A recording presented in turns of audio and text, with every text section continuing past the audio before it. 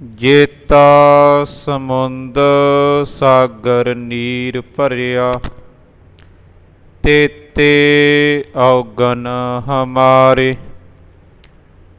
दया करहो किश मेहर उपावहो, डुबदे पत्थर तारे।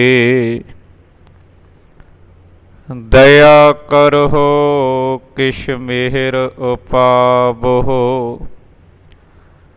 डुबदे पत्थर तारे। परम सत्कारयोग चबर छतर तख्त दे मालक, समुची मानवता दे रहबर सतगुरु गरीब निवाज श्री गुरु ग्रंथ साहिब जी, तिन्हां दी हजूरी दे अंदर सुभाएमान सतसंगी जनों वडभागे हाँ। सतगुरु जी दी मुबारक गोद अंदर बैठ के इतिहास नूं विचारन दा सुभाग समा प्राप्त होया है। सो कल आपां इतिहास नूं इत्थों तक विचारिया सी। 1772 ईस्वी दे विच अक्तूबर महीने दे विच अहमद शाह अब्दाली दी मौत हो जाती है। उस तो बाद सिखां दे बराबर मुकाबले दे विच कोई भी विरोधी दुश्मन नहीं है जो सिखां दा मुकाबला कर सके। सिख पंजाब दे ਵੱਖ-ਵੱਖ इलाके आपस ਦੇ ਵਿੱਚ ਵੰਡ ਕੇ जो ਵੱਖ-ਵੱਖ ਮਿਸਲਾਂ ਹਨ ਉਹ ਆਪਣਾ ਰਾਜ ਕਾਇਮ ਕਰ ਲੈਂਦੀਆਂ ਹਨ। ਲੇਕਿਨ ਇਸ ਤਰੀਕੇ ਦੇ ਨਾਲ ਵੱਖ-ਵੱਖ ਇਲਾਕੇ ਵੰਡਣ ਕਰਕੇ ਵੱਖ-ਵੱਖ ਮਿਸਲਾਂ ਦਾ ਵੱਖ-ਵੱਖ ਇਲਾਕਿਆਂ 'ਤੇ ਰਾਜ ਹੋਣ ਕਰਕੇ ਇਸ ਤੋਂ ਬਾਅਦ सिख कौम दे विच भरा मारू जंग शुरू हो जाती है। एक दूसरी मिसल का इलाका मलना, कब्जा करना, जंगां करनियां अते अपनी मिसल का राज वधाउणा, इस लालसा दे विच सिख आपस दे विच जंगां करते रहे। 1783 की यह भी एक घटना है। जस्सा सिंह आलूवालिया, बघेल सिंह अते होर सिख आगू सिख फौज दिल्ली दे उपर कब्जा करती है। दिल्ली नूं फतेह किया जाता है। दिल्ली दे तख्त दे उपर कोई भी बैठण लई तैयार नहीं, जिस करके सिख भाई बघेल सिंह जस्सा सिंह आलूवालिया जित्ती हुई दिल्ली नूं एवें ही छड्ड के वापस आ जाते हैं। इत्थों तक आपां इतिहास की विचार की सी। अगली विचार आरंभ करन तो पहला साहिबे कमाल श्री गुरु गोबिंद सिंह साहिब जी तिन्हां वल्लों बख्शिश की हुई फतेह दे नाल सांझ पाईए। बलाओ फतेह। वाहिगुरु जी का खालसा, वाहिगुरु जी की फतेह। बघेल सिंह की अगवाई दे विच दिल्ली नूं फतेह किया गया। जदों तख्त दे उपर बैठण लई कोई तैयार नहीं है, सिख वापस आ रहे है दिल्ली नूं छड्ड के, तां उस समय जो उत्थों दा बादशाह है उस दे नाल समझौता हुंदा है। उस दे नाल ये समझौता किया जाता है कि तुसी सानू चुंगी देवोगे, जो तुहाडे दिल्ली दरबार की आमदन है उस दे विचों कुछ हिस्सा तुसी सानू टैक्स के रूप दे विच, खराज के रूप दे विच दिया करोगे। ये समझौता हुंदा है। 1 रुपये दे विचों 35 पैसे सिखां नूं ਜੋ ਦਿੱਲੀ ਦਾ ਇਲਾਕਾ ਹੈ ਇਸ ਦੀ ਆਮਦਨ ਜਾਵੇਗੀ। ਇਹ ਸਮਝੌਤਾ ਹੋਇਆ 1 ਰੁਪਈਏ ਦੇ ਵਿੱਚੋਂ 35 ਪੈਸੇ। ਤੇ ਇਹ ਦਿੱਲੀ ਫਤਿਹ ਕਰਨ ਤੋਂ ਬਾਅਦ ਉੱਥੇ ਇੱਕ ਇਲਾਕਾ ਹੈ ਜਿਸ ਨੂੰ 30 ਹਜ਼ਾਰੀ ਕਿਹਾ ਜਾਂਦਾ ਹੈ।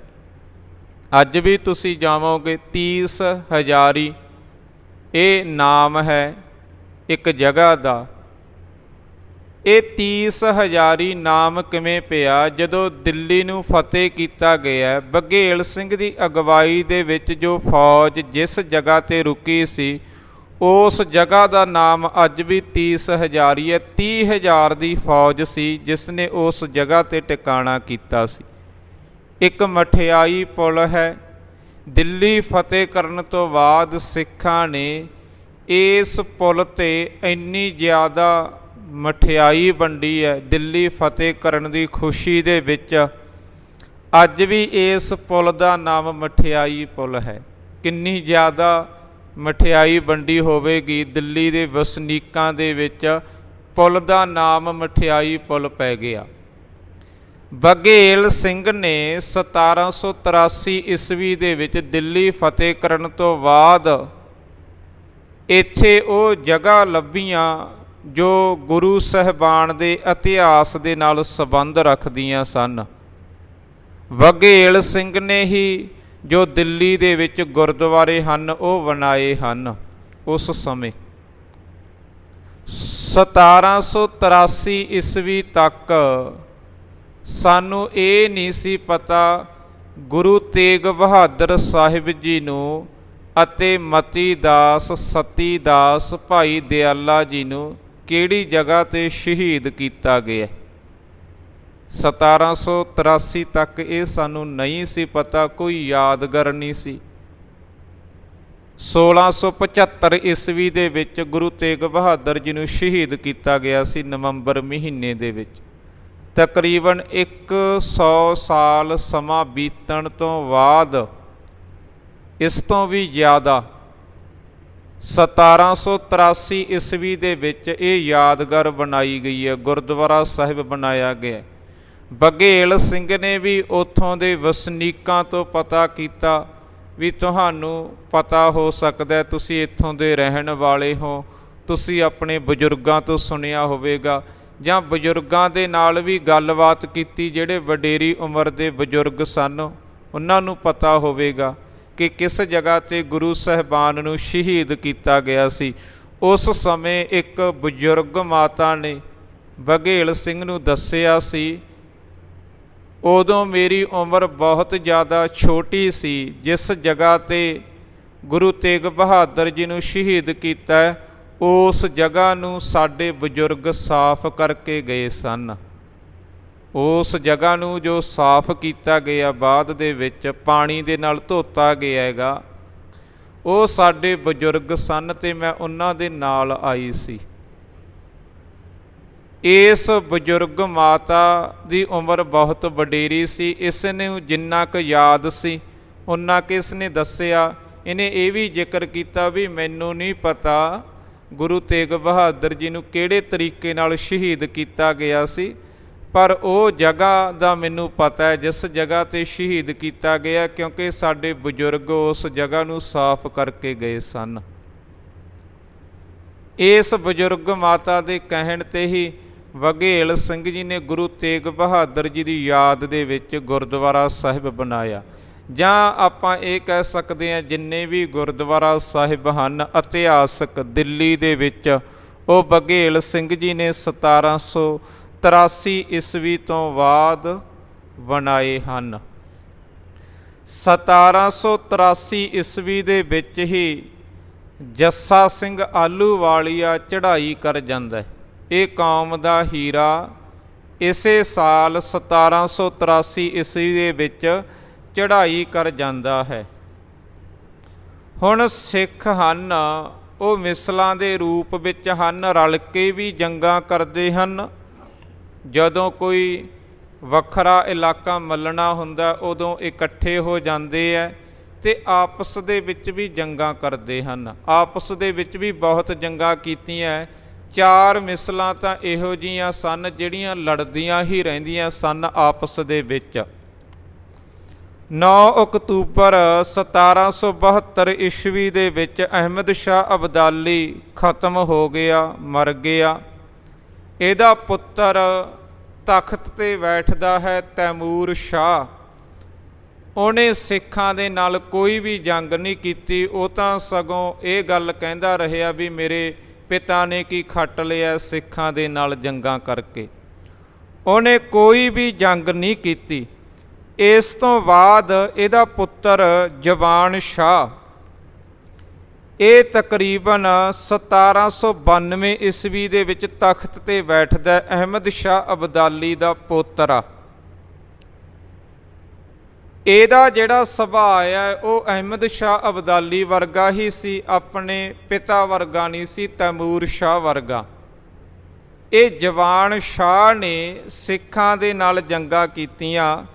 1795 ਈਸਵੀ ਦੇ ਵਿੱਚ ਇਸ ਨੇ ਹਮਲਾ ਕੀਤਾ, 1796 ਈਸਵੀ ਦੇ ਵਿੱਚ, 1798 ਈਸਵੀ ਦੇ ਵਿੱਚ ਤੇ 1799 ਈਸਵੀ ਦੇ ਵਿੱਚ ਇਸ ਨੇ ਹਮਲੇ ਕੀਤੇ ਅਹਿਮਦ ਸ਼ਾਹ ਅਬਦਾਲੀ ਦੇ ਵਾਂਗ, ਲੇਕਿਨ ਇਹਦੇ ਹਮਲੇ ਕੋਈ ਬਹੁਤੇ ਵੱਡੇ ਨਹੀਂ ਸਨ।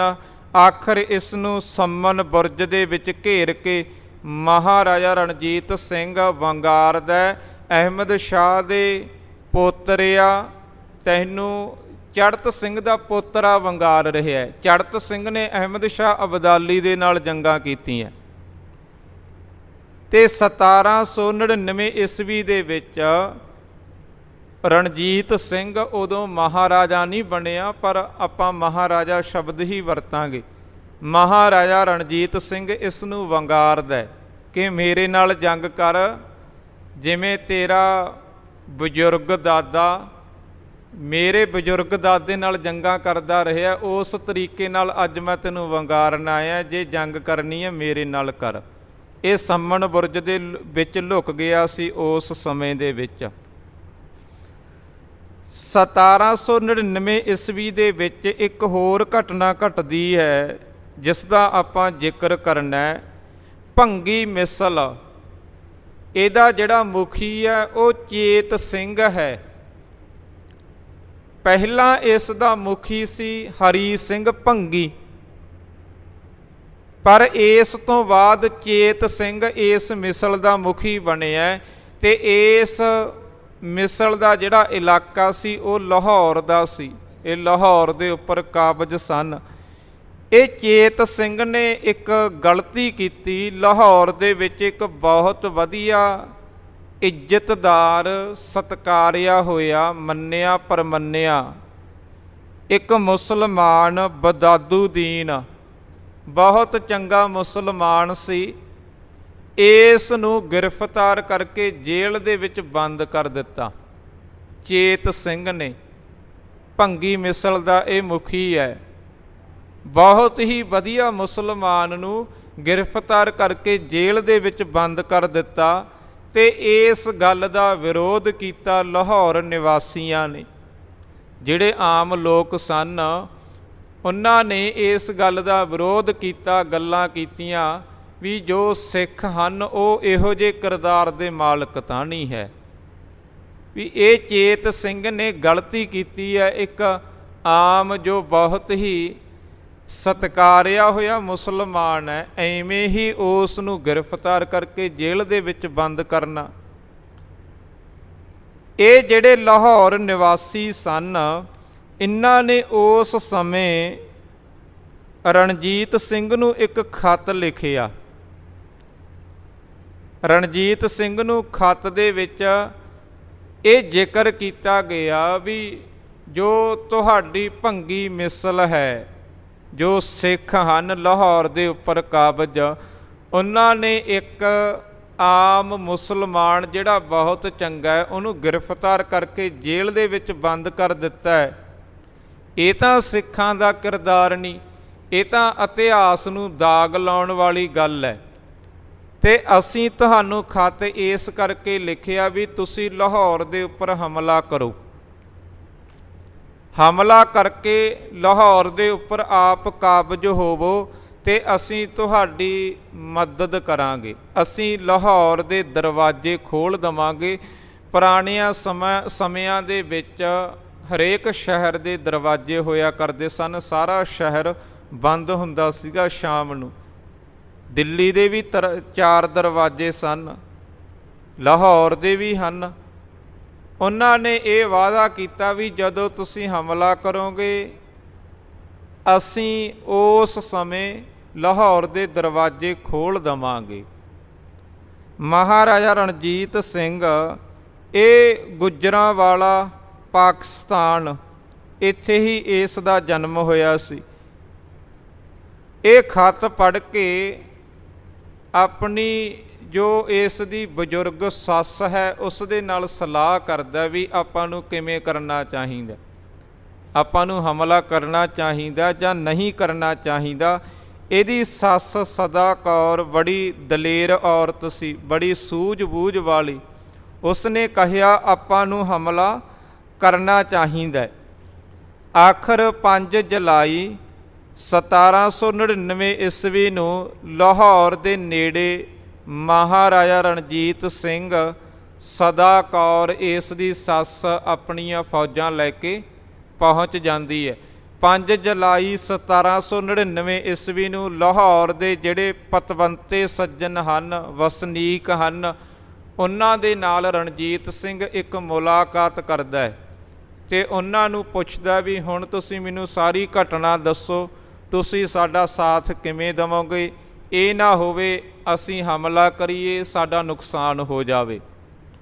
ਉਹ ਸਾਰੀ ਘਟਨਾ ਦੱਸਦੇ ਹੈ, ਵਾਅਦਾ ਕਰਦੇ ਹੈ ਵੀ ਅਸੀਂ ਦਰਵਾਜ਼ੇ ਖੋਲ੍ਹ ਦੇਵਾਂਗੇ, ਅਸੀਂ ਤੁਹਾਡੀ ਮਦਦ ਕਰਾਂਗੇ। 7 ਜੁਲਾਈ 1799 ਈਸਵੀ ਨੂੰ ਹਮਲਾ ਕੀਤਾ ਜਾਂਦਾ ਹੈ। ਲਾਹੌਰ ਨਿਵਾਸੀ ਦਰਵਾਜ਼ੇ ਖੋਲ੍ਹ ਦਿੰਦੇ ਹੈ। ਲਾਹੌਰ ਸ਼ਹਿਰ ਦੇ ਮਹਾਰਾਜਾ ਰਣਜੀਤ ਸਿੰਘ ਦੇ ਨਾਲ ਇਹ ਚੇਤ ਸਿੰਘ ਜੋ ਭੰਗੀ ਮਿਸਲ ਦਾ ਆਗੂ ਹੈ, ਇਹ ਜੰਗ ਕਰਦਾ, ਲੇਕਿਨ ਜੰਗ ਦੇ ਵਿੱਚ ਹਾਰ ਜਾਂਦਾ। ਚੇਤ ਸਿੰਘ ਨੂੰ ਇੱਕ ਜੰਗੀਰ ਦੇ ਕੇ ਇਹਨੂੰ ਪਰਾਂ ਕਰ ਦਿੱਤਾ ਜਾਂਦਾ ਅਤੇ ਰਣਜੀਤ ਸਿੰਘ ਖੁਦ ਉੱਥੋਂ ਦਾ ਆਪ ਮਾਲਕ ਬਣ ਜਾਂਦਾ ਲਾਹੌਰ ਸ਼ਹਿਰ ਦਾ। ਰਣਜੀਤ ਸਿੰਘ ਦਾ ਜੇਕਰ ਆਪਾਂ ਪਿਛੋਕੜ ਵੇਖਣਾ ਹੋਵੇ, ਇਹਦਾ ਜਨਮ ਹੋਇਆ ਸੀ 1780 ਈਸਵੀ ਦੇ ਵਿੱਚ।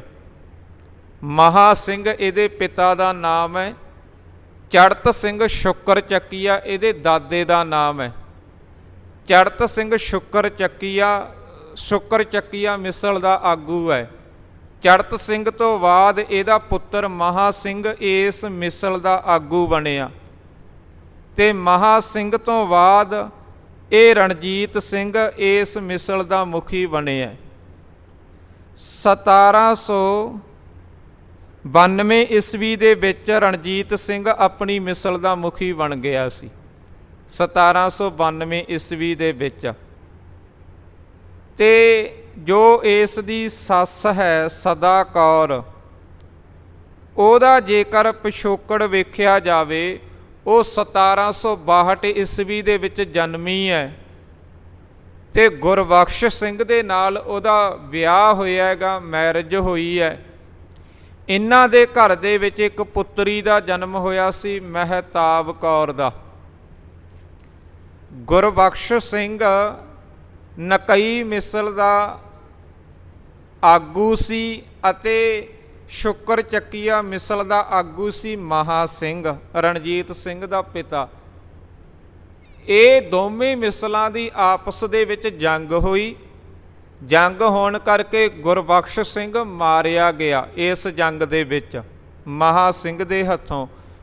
ਉਸ ਤੋਂ ਬਾਅਦ ਗੁਰਬਖਸ਼ ਸਿੰਘ ਦੇ ਮਰਨ ਤੋਂ ਬਾਅਦ ਇਹਦੀ ਪਤਨੀ ਸਦਾ ਕੌਰ, ਇਹ ਮੁਖੀ ਬਣ ਗਈ ਆਪਣੀ ਮਿਸਲ ਦੀ, ਇਹ ਆਗੂ ਬਣ ਗਈ ਇੱਕ ਔਰਤ। ਅਤੇ ਇਸ ਨੇ ਸੋਚਿਆ ਵੀ ਹੋ ਸਕਦਾ ਆਉਣ ਵਾਲੇ ਸਮੇਂ ਦੇ ਵਿੱਚ ਮਹਾ ਸਿੰਘ ਦੀ ਮਿਸਲ ਦੇ ਨਾਲ ਸਾਡੀ ਦੁਬਾਰੇ ਜੰਗ ਹੋਵੇ ਅਤੇ ਉਹਨੇ ਸਾਡਾ ਬਹੁਤਾ ਨੁਕਸਾਨ ਕਰਨਾ ਹੈ। ਇਹਨੇ ਇੱਕ ਚਾਲ ਚੱਲੀ, ਇਹਨੇ ਆਪਣੀ ਪੁੱਤਰੀ ਦਾ ਰਿਸ਼ਤਾ ਮਹਿਤਾਬ ਕੌਰ ਦਾ ਮਹਾ ਸਿੰਘ ਦੇ ਪੁੱਤਰ ਰਣਜੀਤ ਸਿੰਘ ਦੇ ਨਾਲ ਕਰ ਦਿੱਤਾ ਜਦੋਂ ਰਣਜੀਤ ਸਿੰਘ ਦੀ ਉਮਰ 5 ਸਾਲ ਦੀ ਹੈ। ਇਹਨੇ ਤਾਂ ਇੱਕ ਚਾਲ ਚੱਲੀ ਸੀ ਵੀ ਤਾਂ ਕਿ ਮਹਾ ਸਿੰਘ ਸਾਡੀ ਮਿਸਲ ਤੇ ਹਮਲਾ ਨਾ ਕਰੇ, ਸਾਡੇ ਇਲਾਕੇ ਤੇ ਹਮਲਾ ਨਾ ਕਰੇ। ਇਹਨੂੰ ਉਦੋਂ ਨਹੀਂ ਪਤਾ ਵੀ ਜਿਹੜੇ ਬੱਚੇ ਦੇ ਨਾਲ ਮੈਂ ਆਪਣੀ ਬੱਚੀ ਦਾ ਰਿਸ਼ਤਾ ਕਰ ਰਹੀ ਹਾਂ, ਆਉਣ ਵਾਲੇ ਸਮੇਂ ਦੇ ਵਿੱਚ ਇਹ ਸਿੱਖ ਰਾਜ ਕਾਇਮ ਕਰੇਗਾ ਤੇ ਬਾਦਸ਼ਾਹ ਕਹਿਲਾਏਗਾ।